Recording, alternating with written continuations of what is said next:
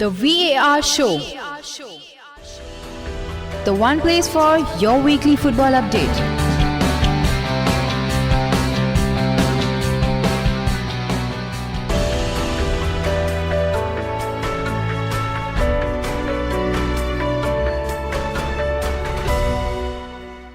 Hola, very warm welcome to the VAR show, the show which talks about all the various major football leagues in detail. Today we are going to continue the theme of interviews, and we do not have a player or coach, but we have a very important part of a football game all over the world. Be it in Asia, Europe, anywhere, even in the World Cup final. We have a referee, and we have former Premier League referee, Mr. Bobby Madley, with us. So without wasting much time, I would like to first thank Bobby for coming on the show. And thank you and welcome to the show. And I would like to begin by asking you, how are you and what are you doing these days? I'm very well, thank you. Thank you for having me. This is when I got the offer to come and work with yourself and pass on a discussion to people in Nepal. That was quite an honour. So thank you very much for the invitation. I'm okay. I'm currently in Norway.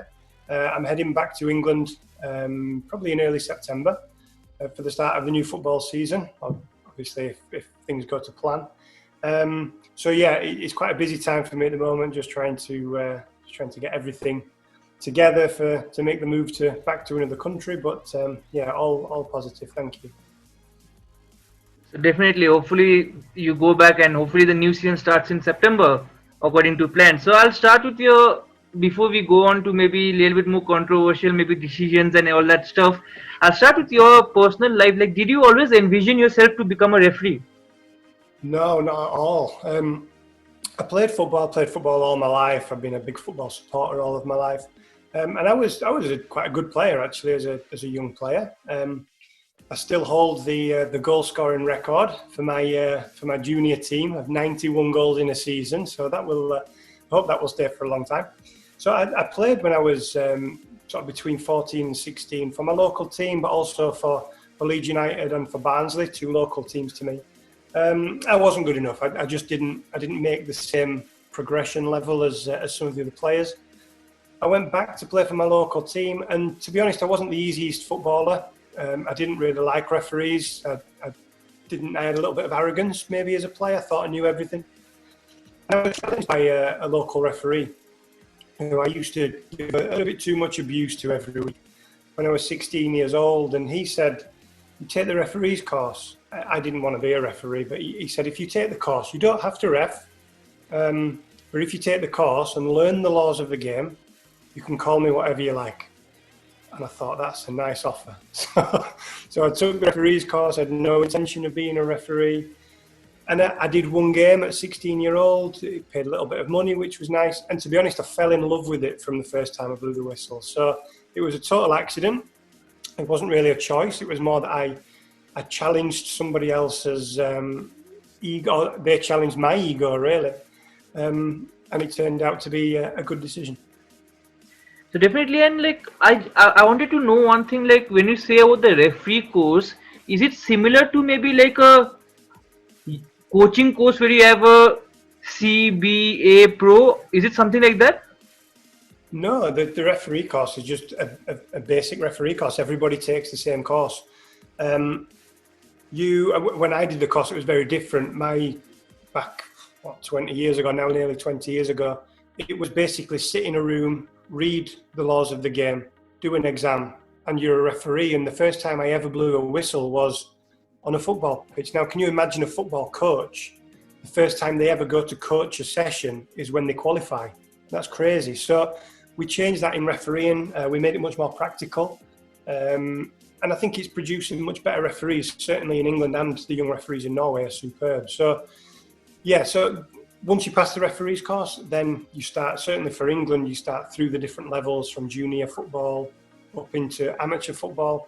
And you watch every week or watched quite regularly by referee observers who will give you a mark, and you have a league table just like teams, and if you finish top of that table you'll move to the next level. So there's no extra qualification, but in England there are 9 levels. So you start off as a level 9 and you work your way up hopefully to level 1 is the professional game, the Premier League. and level 0 is FIFA. So you have to try to work through those 9 or 10 levels it is actually. So it's not easy. It can take a lot of time. There is no, quick move from level 6 to level 2. You have to do each step, which prepares you for professional football if you are good enough to get there. So another thing that was I was very curious about was like, how is the finances with regards to being a referee? Yeah, so not every country obviously is fortunate enough to be in a financial position to pay their referees full time.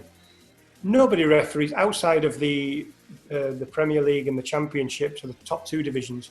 None of the referees are professional, so they are paid in English money. So that even in League One, when you're refereeing at teams like Sunderland in front of 30,000 people, the players will be on a very good weekly wage. The referees will get about £400 for that game.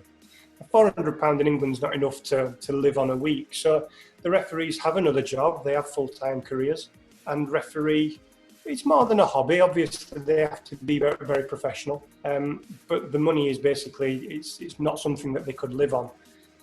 Once they get to the Championship, again, very fortunate in England that 18 referees in the Championship are full-time professional, and 18 in the Premier League as well are also full-time professional. They obviously do pay enough for those guys to be professional and do that as their job.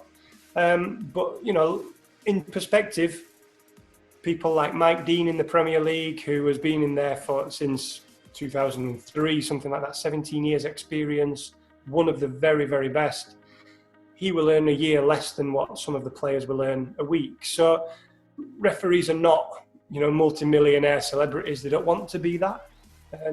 But at that level, it pays a comfortable living. So I'm sure there's no complaints.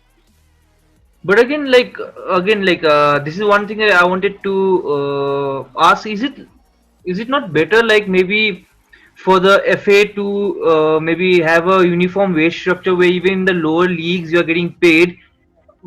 Otherwise, maybe the integrity of the referee might be compromised if you're not getting paid. Yeah, I understand. The referees, you get paid in every game in England. So even in youth football, if you're refereeing 6-year-olds, you'll get paid. It may only be £10 for the game. But I genuinely have never spoken to a referee who says they only referee for the money. It is a hobby. It's a way to stay involved in football. For me, as an ex-player, as a youth team player, it kept me involved in football at a high level.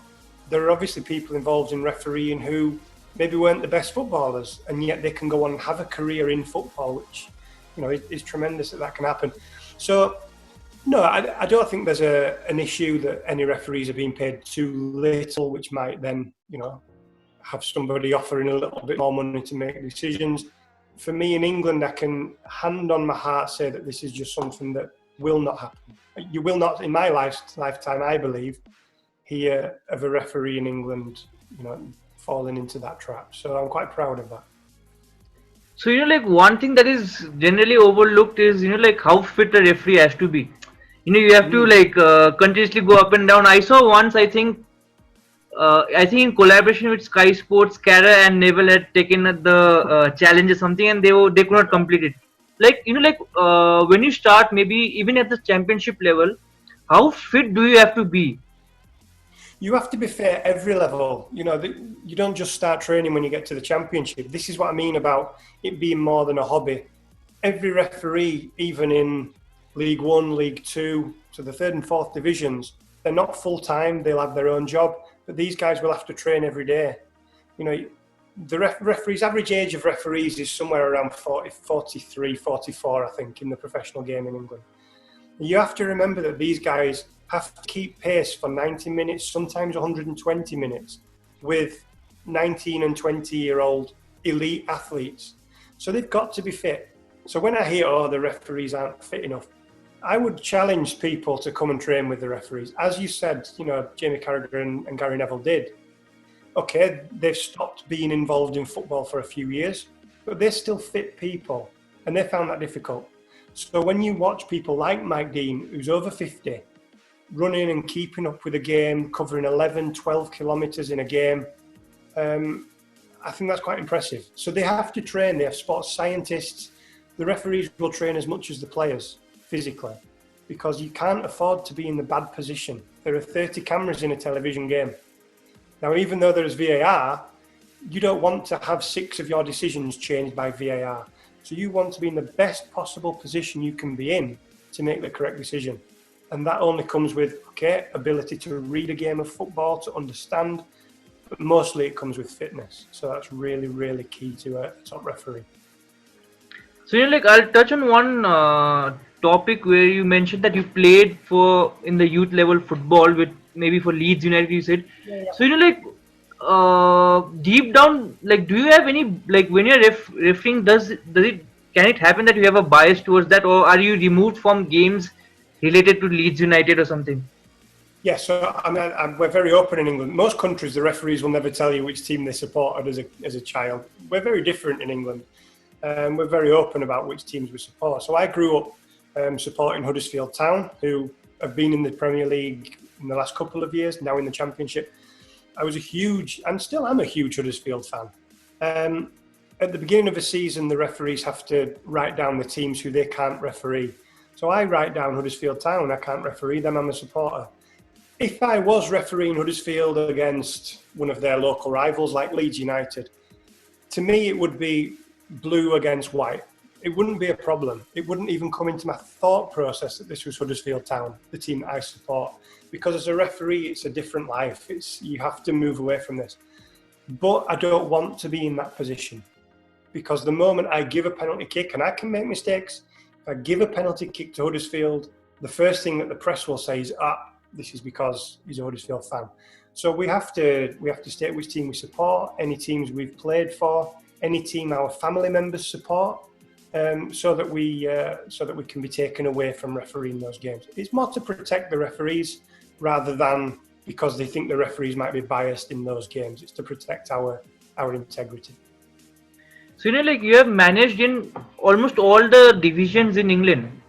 So what is the difference maybe in managing Premier League in comparison to maybe the Championship or League One? What is the main difference between the different levels? Yeah, there are huge differences even within professional football. So the top 5 divisions in England are professional. All the players are professional in those. The Premier League is a very fast, very quick-paced league. But you actually probably do less running as a referee in the Premier League than you do in maybe League Two, for instance. And that's because the build-up of the Premier League players is short passes but very quick. When you go down 2 or 3 divisions, there's much more balls that are 60 metres up the field. So a lot more running up and down the pitch. Obviously, there's a challenge of international players playing in the Premier League. So my French is okay. Obviously now I speak a little Norwegian as well. But I don't speak German or Croatian or any of those languages. So I have to develop a communication skill in the Premier League that maybe you don't require in the 3rd and 4th divisions because most of the players there are from England. So again, there are different challenges in that. Obviously, the pressure of refereeing in the Premier League with 30 cameras, the games are beamed around the world. I mean, we're discussing, you're from Nepal and we're discussing the Premier League. So again, it highlights just how many people watch this game. So there is much more pressure that comes with that as an external factor as a referee when you're in the Premier League.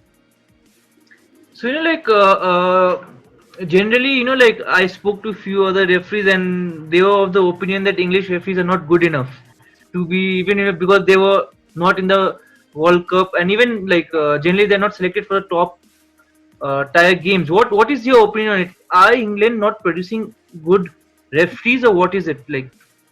Okay, if I just take you back over the last decade, over the last 10 years, so since 2010, English referees have refereed 1 World Cup final, 2 Champions League finals, 1 European Championship final, the gold medal match at the Olympic Games, the Under-17 World Cup final, the Under-21 European Cup final, the Europa League. That's not a bad 10 years. So those are all the top, apart from I think the Confederations Cup, every one of those is the top competitions that an English referee can referee. to say that we're not producing, we had no English referee in Russia, basically because we had a referee selected. So Mark Clattenburg was selected to go to Russia. The selection process lasts 3 years before the World Cup. Into that, they have to referee at tournaments. Mark went and refereed at one of these tournaments, I think in maybe Abu Dhabi. And then there's a selection that takes place from that. 2 years into that selection process, referees, the numbers have been cut down and down and down. Mark decided that he was going to leave the Premier League and referee in Saudi Arabia, take over as head of refereeing. As soon as Mark does that, he's not going to represent England with a FIFA badge. And whether you've been already 2 years into the process, it meant that England lost its place for a referee at that World Cup.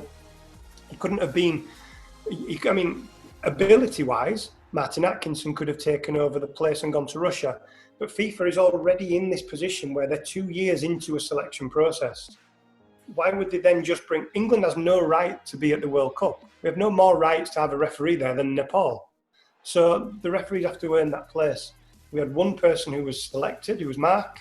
Mark decided he didn't want to do that, and therefore no English referees went. So this was the fact that the press put this down to a lack of ability in English refereeing, they know is untrue. But this is how the British media works, I'm afraid. They like to take a good story. As I said, if you look at the games, the major international games, finals that have been refereed by English refs in the last 10 years, 7 Champions League semi-finals have been refereed by English referees in the last 10 years. No other country has produced those kind of numbers. So to say that English referees are failing, I think is the statistics show that that's just simply not true. And again, now you look, Michael Oliver coming through as one of the world's best referees now. Michael's 34 years old, 35 maybe just. He has 10 years and he's already an elite FIFA referee. Anthony Taylor, an elite referee. So when we're saying we're not producing young referees, only 1, maybe 2 of our FIFA referees are over 40 years of age. The rest are all under 40. So I think when you look at people like Chris Kavanagh, I may be a little biased, but my brother, Andy Madley, Craig Pawson, these guys I think are really pushing on. So yeah, don't believe the media hype around English referees not being good enough. I assure you there's some real talent coming through there. So definitely, and like you just said in the previous answer that you speak a lot of languages. Does that help in getting selected for maybe a high-profile game or something? No, I don't think it helps in that. I think it helps in managing a high-profile game. Certainly with some players, I know there are players when I refereed in the Premier League who were French players or French-speaking players. Maybe their English wasn't as good, or maybe they just didn't want to speak in English because they weren't as confident. So I would speak to them in French, and it would gain a little bit of respect from them to me. And when I refereed internationally, if I went to a country like Serbia or Macedonia, I would always try, in the week leading to the game, I would always try to learn just some key phrases. Hello, thank you, my name is, captain, the numbers maybe from 1 to 11 or 1 to 20. And that just helps me sometimes, just to show that, okay, I respect you enough to learn your language and to speak to you if I can. And that might just gain that little bit of respect back to me. So I think it's a positive if you can do that, but I don't think it's something that you have to do to be a top referee. So next on I'll touch upon a topic which is very controversial. I don't know why personally I like it a lot, because I think it brings maybe more clarity to the game, that is VAR. And although there are a lot of mistakes, maybe not pertaining to VAR, but generally, what is your opinion on VAR? Look, if we look back to last season, this is the first season that England has had VAR. People expected perfection on this system from day one. Now, if we look at other sports in England like rugby and cricket, they've had VAR or video referees, video umpires. They've had this for over 20 years, and they're still making changes to make this better. So with 20 years of experience, and they still know that they haven't got it perfect, and yet the media and the fans in England expected perfection. This was new for the referees as well, remember. This is something brand new. Okay, they've been training for 12, 18, 24 months. before they started using VAR in games. But again, the pressure of the Premier League makes it very different. We could go to a park, we could practice penalties all day, but you can never practice for the pressure of a World Cup final penalty kick. So again, until you start refereeing Premier League games, the psychology is very different. Other than the tiny offsides, and we're talking the toenail and the armpit and everything else, I don't think last season there were too many big errors from VAR. I can think of maybe one or two that were still errors. Actually, we changed the match-changing decisions. Offside is something the referees can't do anything about. It's in the laws of the game. It's black and white. So if it's 1 millimetre offside, it's offside. And there's nothing a referee can do about that. Obviously, we've seen some incidents since we've returned to football in the last few weeks. There's been a mistake with the ball going over the goal line, a technological issue, a technological error. Okay. Could it have been put right? Maybe it could. But you know what? It's very easy for people to look back and say, how was that error made? Everything we look at outside of football as well, things change because of mistakes. And I know it doesn't help the teams, but sometimes you need a mistake to make sure it never happens again. So again, in everything you look at, you can look at in an air crash, the one thing that is looked at, okay, what caused it? This caused it.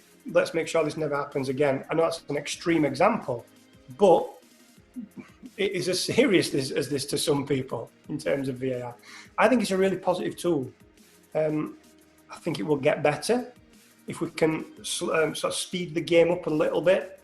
The referees are allowed to look at the screen a little more. I think we'll end up with a good product. VAR is not going anywhere. It's here to stay, so we all have to embrace it and understand that isn't just now part of football. Definitely, I of course like it because I have made a show out of it. So for me, it's quite good. Okay, like, I want to touch one topic on it. Okay, and you spoke. Michael Oliver, of course, is one of the most reputed and one of the most genuinely talented referees in the Premier League. But I'll touch on the game you spoke about, Aston Villa versus Sheffield United, where the goal was not given. So do you think like maybe referees should be given more power to maybe go and look at the VAR, maybe doing that? Or what is it like? What is your opinion? Like, what could have been done better? Because the ball was quite inside. It was like one of those goals in the World Cup where Lampard scored, and it was quite in. I remember it well. What is your opinion on the goal? Like, do you think like maybe they should be given more freedom or something? I think that there's two parts to this. So, as a referee, I think the best thing is for the referee always to make the final decision. But we also have to understand that this takes time.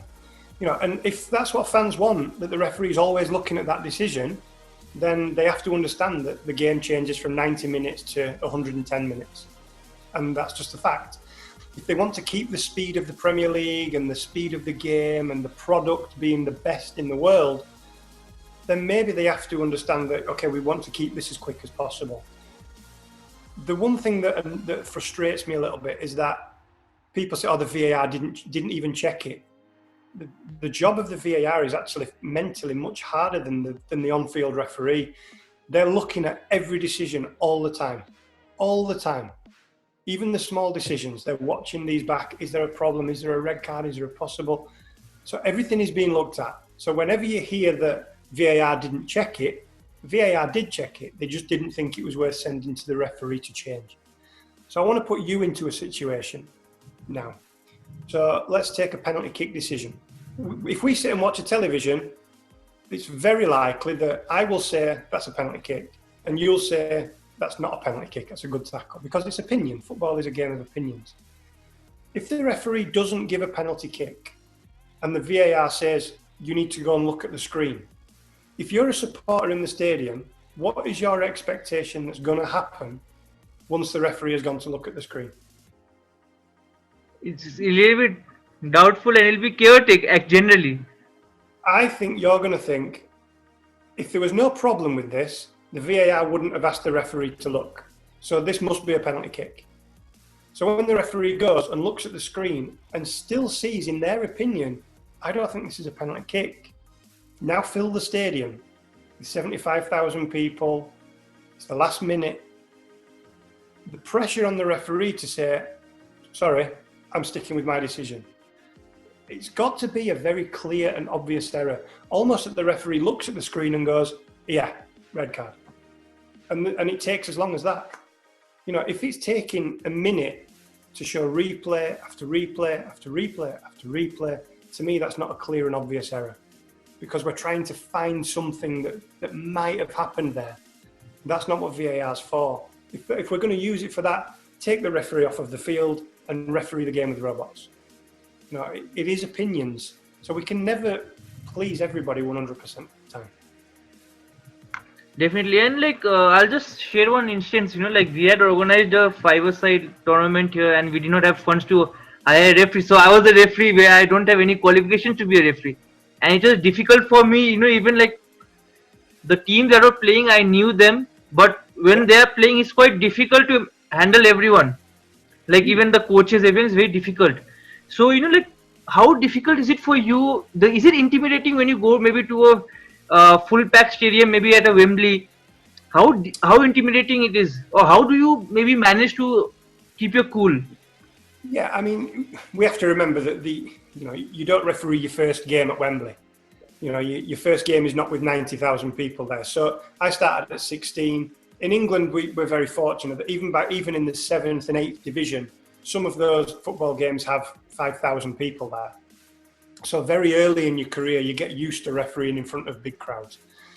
The more you move up, once you get to 10,000 people, 20,000 doesn't feel any different, because no referee stands doing this, you know, looking at the crowd, because the stadiums get higher and higher. You see maybe the first 10 rows of people. When the ball goes in the air, you look at the ball, you're not looking at the crowd. So just because there's 10 rows of people there, just add that up to another however many to get 90,000. The noise, increases. Of course, that happens. But as a referee, you have the experience by the time you're refereeing at Wembley, not to think about the crowd.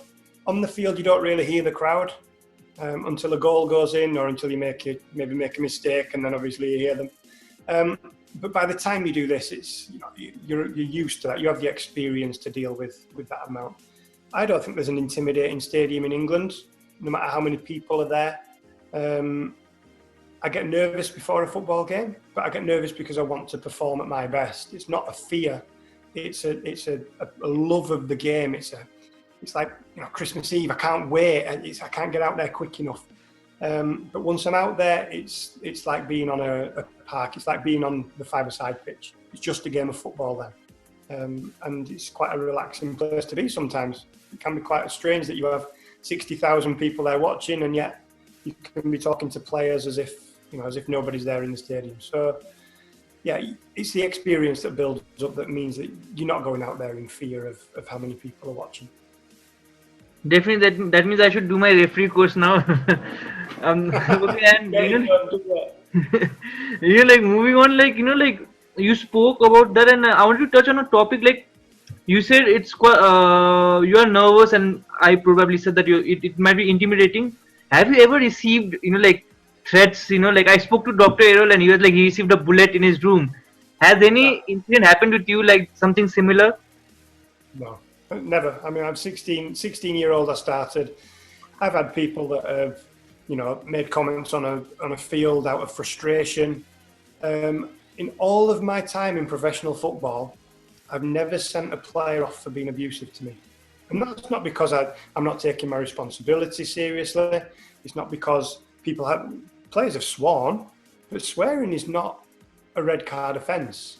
It has to be in a certain manner. Was it offensive? Was it insulting? Was it abusive? Maybe my tolerance level is quite high, but I've never felt threatened physically or verbally by a player at any level. And that is, as you said, that's in every single level that I could referee in England and internationally. I've never felt that physical threat.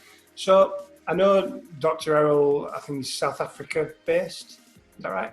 So again, I can't speak for football in South Africa. I don't know what the situation is there with respect towards referees, but it does frustrate me when people who've never refereed in the Premier League speak almost as an expert on how referees in the Premier League are treated. I was treated better in the Premier League and with more respect by managers and by players than at any other level during my career. The press in England don't show that. They don't show the manager just put their head in at the end of the game and say, thank you very much, have a safe journey home, see you next time. There is a lot of respect there for referees. And yes, the television will show that people will become angry and frustrated, and sometimes the post-match interview is directed at the referee and is not positive. But we have to understand that this is their job. Now, again, grassroots and local amateur football will say, oh, the Premier League referees don't deal with players who swear. If you picture a game of, let's say, poker, a game of poker, you're playing Texas Hold'em poker with a few friends in your house, there's lights on, you're having a good chat, there's some drinks and some food and some music in the background. It's a very, very casual experience, which is amateur football. It's a hobby. If you watch professional poker on television, when suddenly there's $1 million in the middle of the table, nobody's talking. It's the same game, it's the same rules, but there's $1 million in the middle of the table. There's no alcohol on the table, no music in the background, no lights, no jokes. This is serious now because it's their career, this is their life. And professional football is no different. So as a referee, as you go through those levels into the professional game, you've got to understand that people will change because it's their career. If someone does something to you in your five-a-side game, and it might hurt a little, you might be a little bit upset, but you're going to get over it quite quickly. If you go to work and somebody does something that negatively impacts you in your workplace, you're going to be a lot more frustrated about that than you would if it happened while you were playing a hobby like football. And again, that's no different to professional football. So we've got to understand that they will get frustrated quickly because it's their careers at stake. So, it was a long answer, but yeah, I've never felt threatened. I've never been threatened. That's not to say that doesn't happen, but the horror stories that come out are very, very few and far between, thankfully. There should be less, there should be none. And I think we're moving towards that, certainly in England. So, the next question is a little bit hypothetical. I hope it does not happen.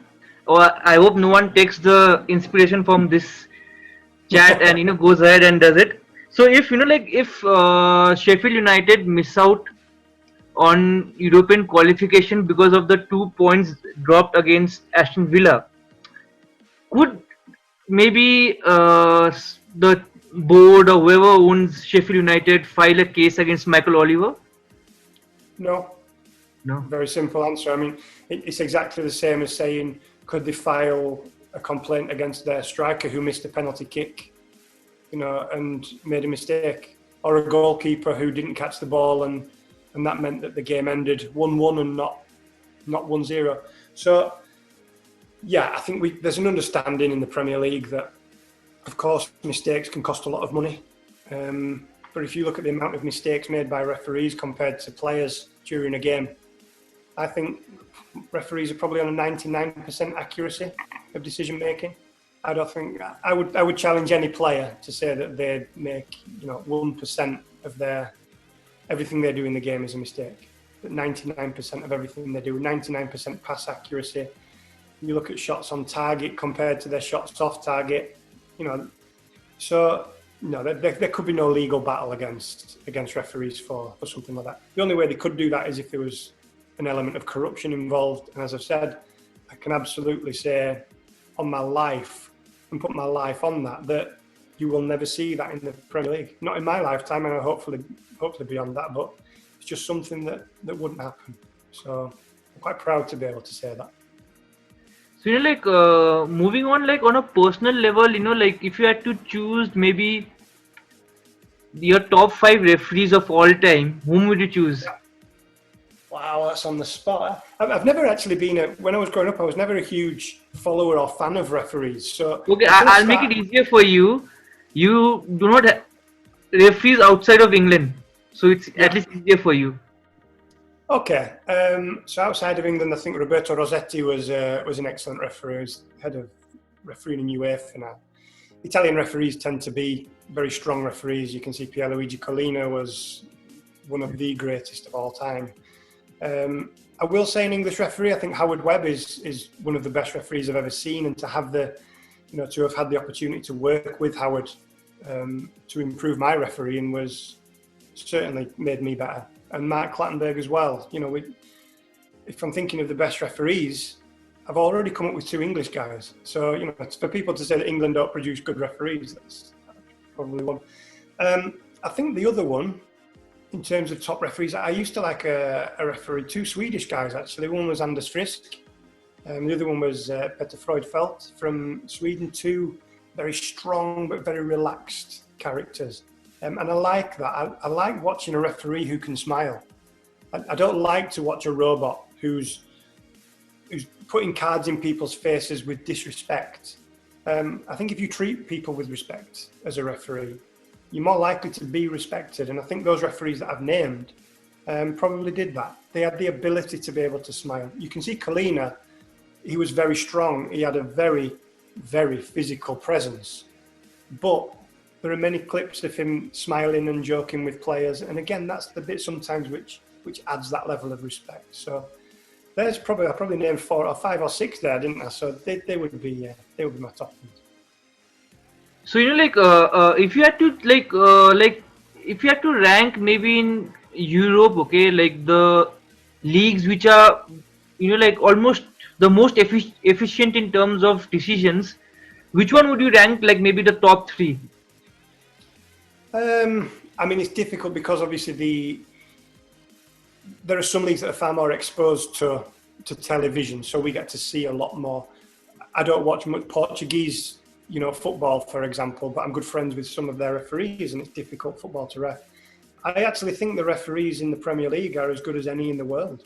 I really do, and I think their level of decision making under that amount of pressure is as good as any in the world. I don't think there are many referees who could come into the Premier League from a different country and just have immediate success. I really don't. I think it is a very different, it's more physical than most European leagues. The Bundesliga referees, I enjoy German football. I like German football. Very strong referees, very well respected. So again, we're looking at the bigger leagues. Spain, you have to be very, very strong to referee in Spain. From personal experience, having refereed in countries like Greece and Turkey, countries that are not shown on television worldwide, but somebody like Cüneyt Çakır, to referee Fenerbahce against Galatasaray, that takes some skill and it takes some courage as well, I think. So these atmospheres are so different to anything we experience in England. So every league is different. Every league will have referees who are at the very top and some referees who maybe aren't performing as well. But I do think that the Premier League the officials there are as good as any in the world, if not the best. So this is one question that has kind of bugged me for a while. And suppose as a referee, if you're managing officiating a game, and if you make a wrong decision early on, and it, like basically within maybe like 10 seconds, you have made a blunder there. So does it play on your mind throughout the game? Like, okay, I have done this. Does it affect your decisions, maybe subconsciously? Subconsciously, I can't speak for. As a human being, I'm sure there is something there that's difficult to remove 100%.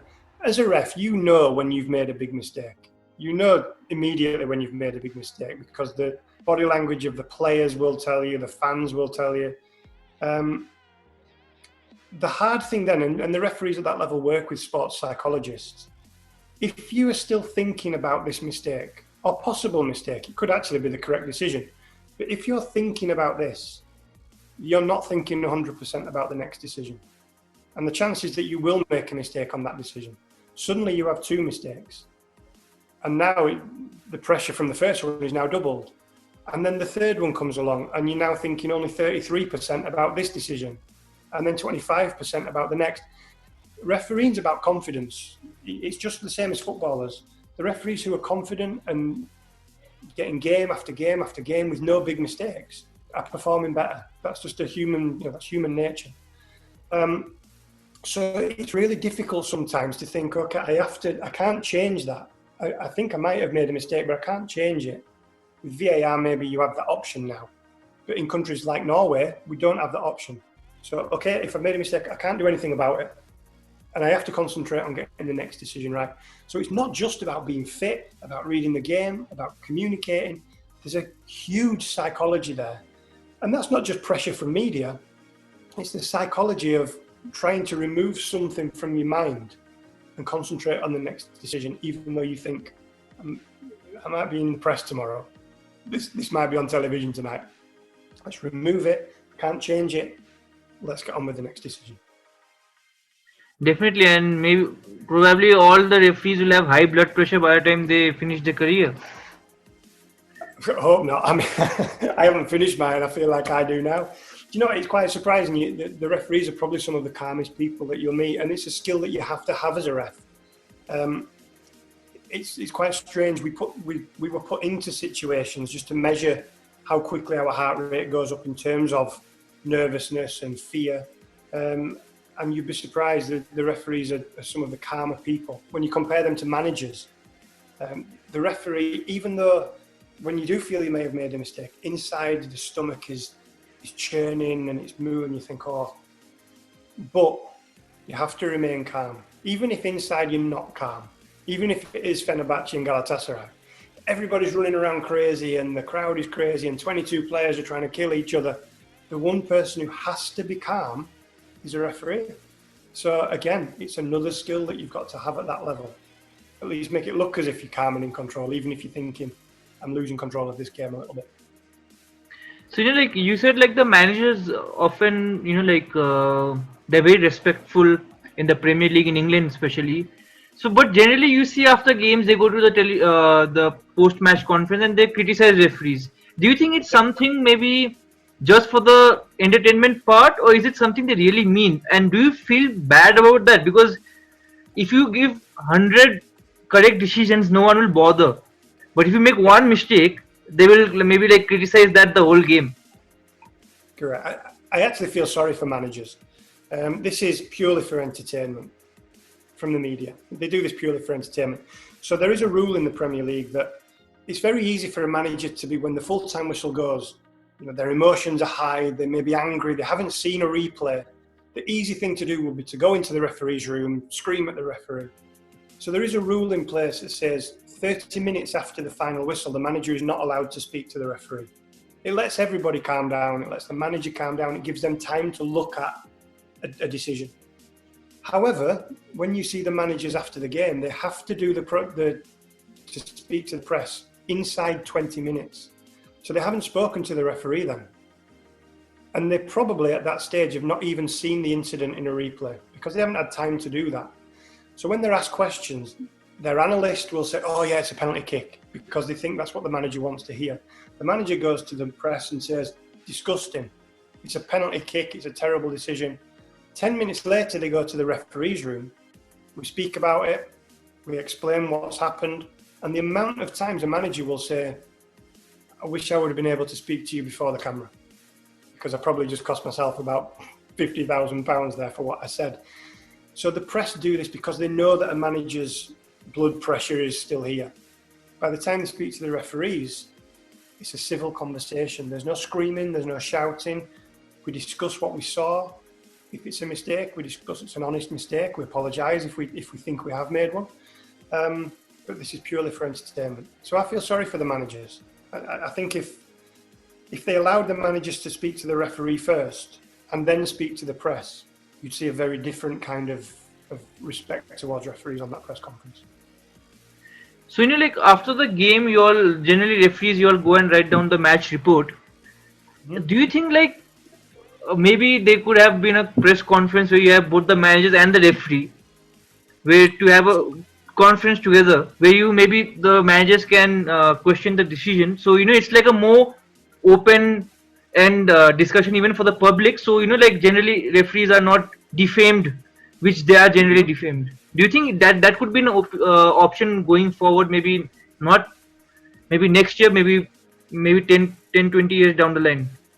I don't think so with them. I don't think you'll see managers and referees in the same room because they already have that option. They can come to the referee's room, they can ask the questions, and I don't think that needs to be done in the public area.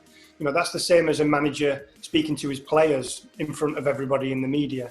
They would never do that. So again, it's a private conversation, and they're both professional. Referees and managers are professional. They understand that this is a professional conversation. There are countries, Norway, for instance, the referees do go on television after the game to explain a mistake if that happens. But the Norwegian media is very different to the British media. The Norwegian media is very positive. The British media look for controversy. They enjoy controversial incidents. So the Norwegian television would pull a referee out to explain a decision when a referee got that correct. To explain because it's a really good decision. The British media would never do that. The only time you would see a referee in front of a camera in England is when a mistake's been made. And this isn't, they'll make it look as if this is for education purposes, to educate the fans. It's not. It would purely be for entertainment. Can we watch the referee squirm? Can we trip the referee up on one word? If they say the wrong word, oh, does that mean? So it would purely be for that. I think there are benefits in it.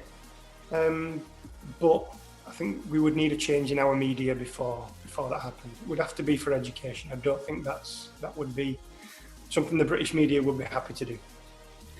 Definitely, I don't think so. You have to change the media. It's generally the public consumes controversies and they like controversy more than the truth. And even I do, maybe, like when I see a Premier League referee being criticized for a decision against my team, I would agree with it.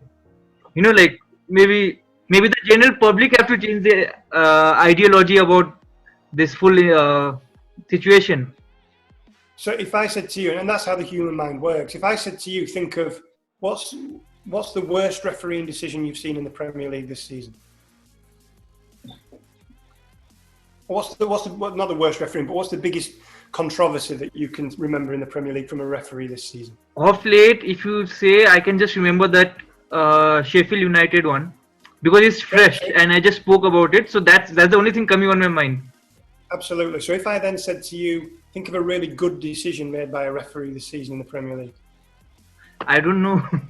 Exactly. The human mind works on controversy. We remember negatives more than we remember positives. And I'm the same, Suresh. If you said to me, think of a really bad mistake that you've made as a referee, I could come up with 10 like that. If you said to me, think of some really good decisions you made, it would take me some time and I could maybe think of one or two that I was happy with. Because human nature is that we focus on negatives. This again is why it's so hard psychologically for a referee to move that out of their mind very quickly. And I think that's a great skill that these guys possess. So yeah, the media will always focus on negative. People enjoy negativity. We enjoy that. You'll have seen when England go to the World Cup, every country in the world praises their players, talks about what a great job they're going to do. We're going to win the World Cup. What does England do? We try to find controversy on certain players before the World Cup and almost destroy our own chances because, well, why? Because we're English. So we're very strange over here in that way. Of course, Nepal is not very good, but in terms of England, I would say one thing. I think England don't make the mistake there. They make it long before where they overhype their players. So it's, in my opinion, it's not the World Cup where the mistake happens. It happens long back. Where, maybe now they are overhyping Greenwood, in my opinion, where he's a good player and can be a world-class beater. But again, comparing him to the likes of Ronaldo, maybe it's not appropriate even for his development. There we go. So that's how our press works. So we're very strange. So I have not heard like this, although because I do not have contact with much referees. But do you all have like how they? Do you all talk like how you all talk like maybe how the press talks about players, linking them to maybe the next Ronaldo or any other player? Do you have like, oh, he's the next Colina of referees? Not really, because I think you have to be realistic as a referee. It doesn't matter how good a referee you are.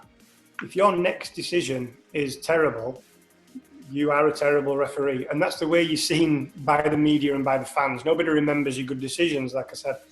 So, I mean, I can look at certain referees, maybe in the 5th division or the 4th division now, who are young, who I could look at and say, yeah, this guy has the potential to end up in the Premier League. It's very different to a player, because a player, a lot of that is natural ability. And players can have that at 18 years of age. I don't think there's a referee of 18 years of age that could referee in the Premier League. I know there isn't. You need to build up that experience over 10, 15 years sometimes. So we can look and say this guy's going to be good. But I think it's impossible to say that this guy's going to be the next whatever, the next Howard Webb, Mark Clattenburg, Colina. And again, that's almost because referees are not interested in being celebrities. They're not interested in being the best in the world. I'm not interested in being the world number one. I just want to be the best I can be in every game and not make a mistake. Yes, I'm competitive. I want to referee the best games, but my aim is not to be number one. It's to challenge myself and to develop myself. And I'm sure most referees are of that same thought process. So the next one is, it might be very funny for many of them, but I just had this thought. It has never happened. At least I do not. I'm not aware of it. Can it happen that a person or player completes his playing career, retires, and then becomes a referee? It has happened in England, actually. I think one or two players have actually done that. It was before I was a referee, maybe in the late 1980s, early 1990s. And one of them certainly got to the Football League level to referee at Championship, League 1 and League 2 level. But I think from what I've been told, the biggest problem with that is that in his head he was still a player. So he was still best friends with the players. And as a ref, even though you respect players, you're never friends with them. It's not a popular career. It's not something where you're going out there to be popular. Because if you're doing that, you're in the wrong job. You're always going to upset 11 people.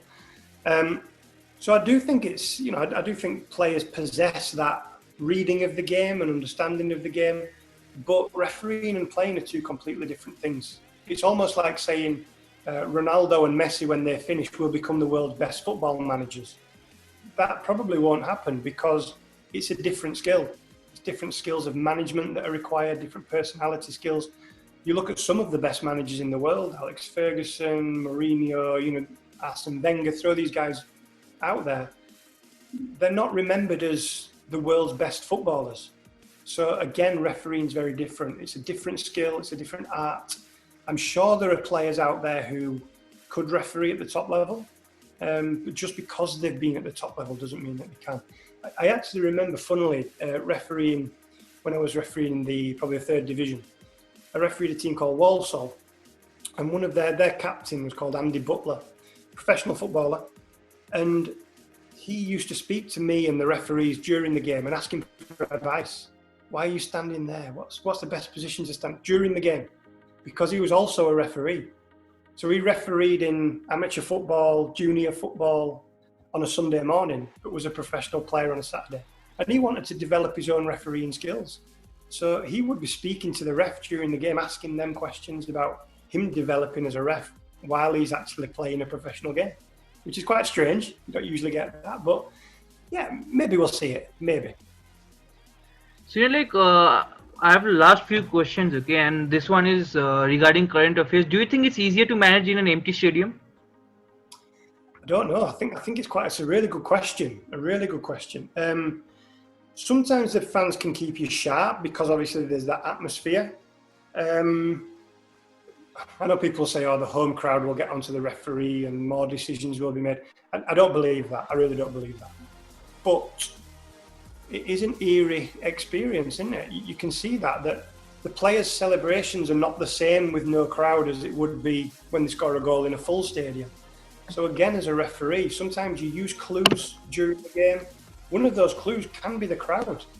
If you don't have the perfect angle of it, but 10,000 people do have the perfect angle, it's probably a foul. They're not trying to cheat every decision. There's a natural reaction to fans. So I think it will add a new difficulty. Yeah, I think it can certainly add that. because you can also hear the sounds of the foot hitting the ball or the shin pad, and it just echoes a little bit more in the stadium. Was it a foul or was it a deflection on the ball? So all of these new things that referees have got to add in. I don't think it's any easier having no fans there. But I think the challenge is the same for the players. If we're saying that referees can't motivate themselves in these stadiums, well, that's exactly the same as saying players aren't motivating themselves. And I think that would be disrespectful to both of those professions to say that. The next one is, it's more of a comparison, and I just wanted to know, okay, what is your view on it? Like in the Champions League, you have two assistants behind the goal also. So why not have that in the Premier League too? Is it like just saving cost on the referee or something? What is it?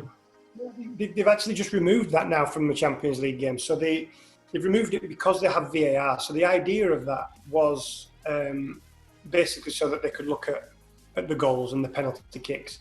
As soon as goal line technology came in, that was one job that was taken away from that official. They didn't need to do that. Now that they have VAR, they don't need that official there, because if it's a penalty kick and the referee's wrong, the VAR will see it anyway. So I did that job a few times in European games. It's very difficult. It's very unnatural to have the game coming towards you rather than being behind the game. Physically, it's difficult because you're standing in one place. And if you're in Russia in December and it's -10, then concentration levels can start to slip when you're thinking about how cold you are. So they have removed that. I think it was a trial. It maybe worked a little bit, but I wasn't a huge fan. But now that we've got VAR and goal line technology, it's just those officials are not needed there anymore. Definitely. And moving on, if you had to choose one game or a moment from your career which has been the highlight, which one would you choose? Yeah, great question. Probably the refereeing maybe two. One was the Championship playoff final between Sheffield Wednesday and Hull City. It may not seem around the world as the biggest, but financially it's actually the biggest game of football in the world. The winning team gets £200 million for the winning team. So as a referee, there's some pressure not to make a mistake in that. So having that game was a real honour, because it's always a difficult game to referee. The other one would be the Community Shield between Arsenal and Chelsea, because it's the first game of the season. So it starts the week before the Premier League starts. So there's not only the pressure of all the fans watching because they've had no football for the last 2 or 3 months. All the referees are watching. All the players are watching that game. And the referees want you to get your group, that group of Premier League referees, they want to get you off to a really good, positive start to the season, with no refereeing controversy in game one.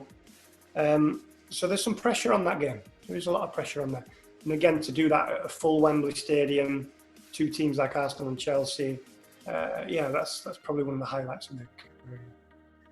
So you have been quite experienced in terms of being referee, like you have done in multiple leagues and higher stages. If you had to give a piece of advice to a referee just starting out, what would you give to that referee? Yeah, I would say just take it slowly. It's not like a Premier League player where you're going to be spotted by a team and suddenly in the first team when you're 18. You need experience, and there is no substitute for experience in refereeing. So I see some young referees who do 20 games a season, they want to be promoted, they do another 20.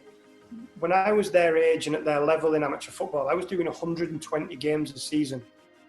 And in every one of those games, it doesn't matter if it's an adult game or an under-10s game, you're picking up something that you can learn from. I think the biggest thing as a referee is honesty. If you're coming off a game every game thinking you've been fantastic, I promise you haven't. You have to be able to analyse, even without a television, what did I do really well today? What am I happy about? But more importantly, what could I have done better?